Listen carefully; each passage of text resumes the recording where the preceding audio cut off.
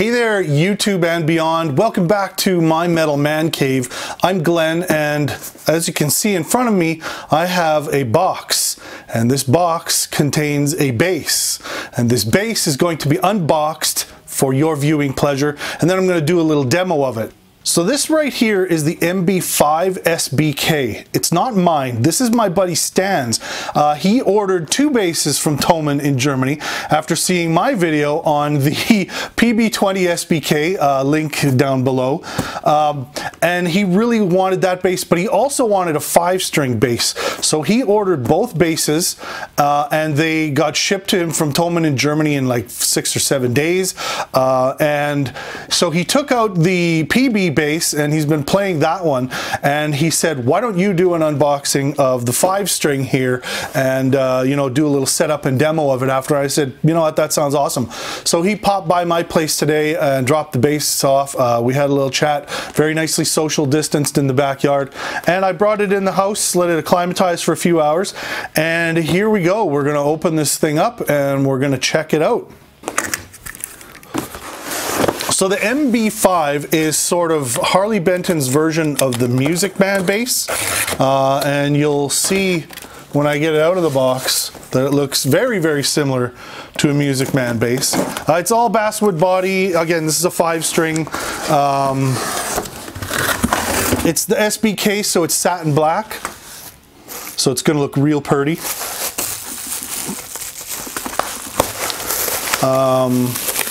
21 frets on this guy. It's got the tortoiseshell pickguard, just like the PB20 that I did the unboxing for.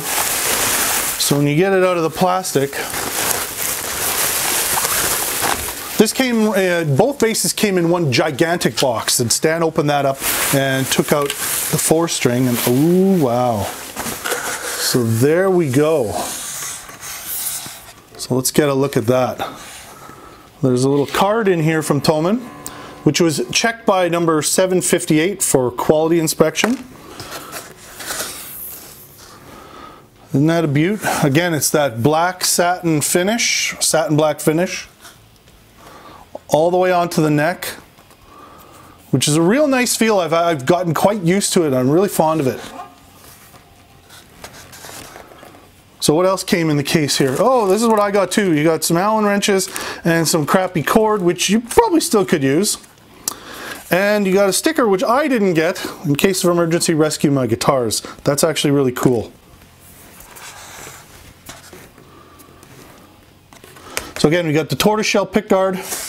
There's 2 volume controls on this thing, and the interesting thing about this is it's not active. See, no door for pickup battery. How it works is this volume is for these poles on the pickup, and this volume is for these ones. So with a separate volume control, you can do a bit of a blend, and we'll see how that fares in the demo part of the video. And then of course you got a tone control, the jack. It's very much like a Music Man bass. It's definitely a D-shaped neck. It's a lot thicker than the Precision bass one. For a 5-string though, this feels fairly thin compared to my Ibanez Geo, which I talked about in the previous video, which was pretty thick. I don't see any blemishes or scratches. It's in really nice shape. One of the things I didn't mention in the other video is that the fretwork on this was fantastic. You know, for a budget guitar, and I mean, this thing is $118 Canadian before the VAT tax and before your shipping and customs. So this thing comes to, you know, probably just under 300 bucks with all that stuff included. But the fretwork on this thing was fantastic.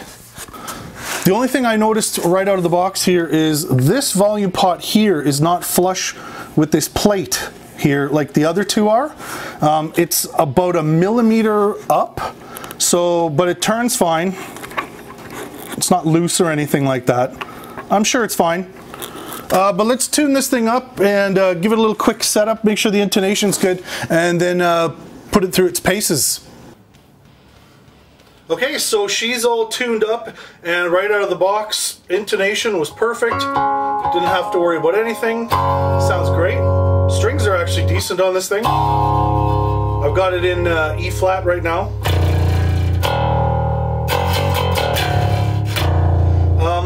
had mentioned before that this is a passive pickup, so right now I've got both volume knobs engaged, so both sets of pole pieces are live. So it's got a really nice punchy sound with both of those active. I really, really like it.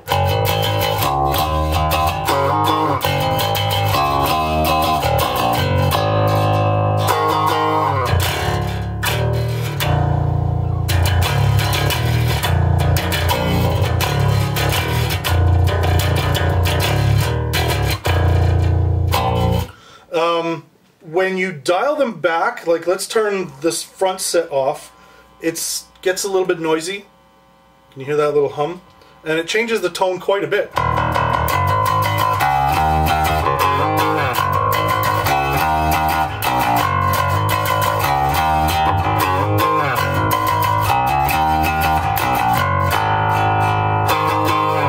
And now let's do the same, but bring the rear set up. And again, there's a bit of noise when you do that. It's passive pickup, what do you expect, right?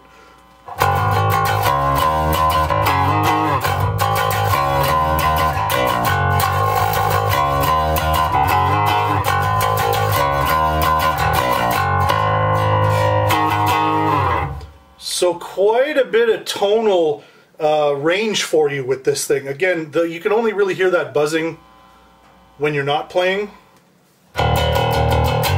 And I kind of prefer with both of them up too. It's nice and punchy.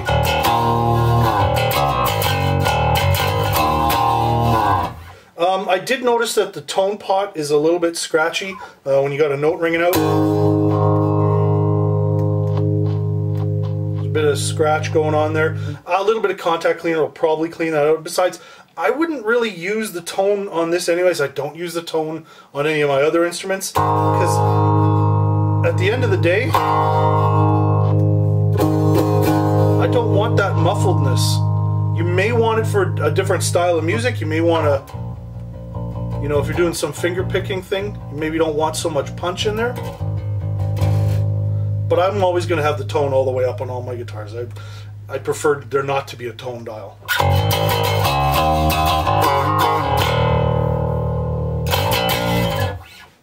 So this has a wide variety of tones to choose from because you've got all those options with the split pickup. And my favorite, again, is with both of them turned all the way up. It's great for low stuff.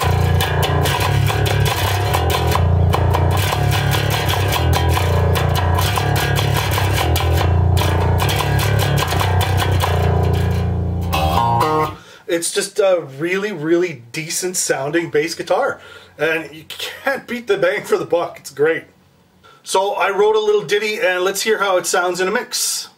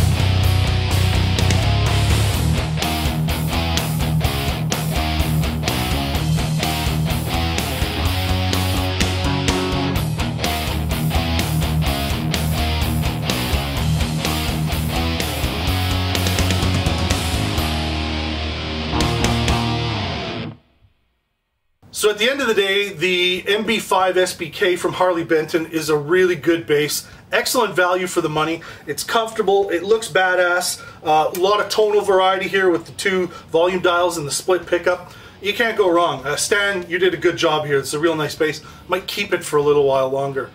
So I hope you liked the video. Please feel free to leave a comment and let me know what you think. Maybe hit that like button, maybe subscribe to the channel. It'd be really cool if you did that. And we'll see you again. Thanks a lot.